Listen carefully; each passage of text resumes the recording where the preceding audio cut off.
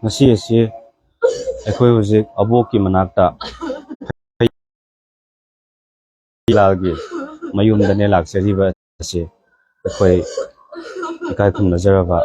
MPCC ki Vice President Administration Sri Hareswar Goswami ga Youth Congress ki team marup mapang singa loina na aku popular lagi, aku awan nungai kaya ama aku puminaraga lakpane adubo yamna laibak thiba nungai taba thogdo ama haiba tare akoi hauhiba tarik 8 da Impact TV gi adugumba khana nei na badu loire harakanda kari maram no kari no khangdaba akoi ningai sangdana ba adugumba thogdo adugumba thokibadagi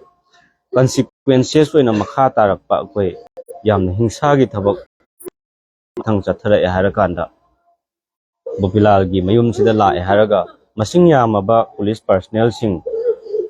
na la harakanda sidaida thiba humba akoi gi yamna niyom kaiba maongda adugumba mibu kihan khanghan bagi maongda adugumba yam sibu thadok pirame haraga masidi akoi punum thadok chatkre aduna koina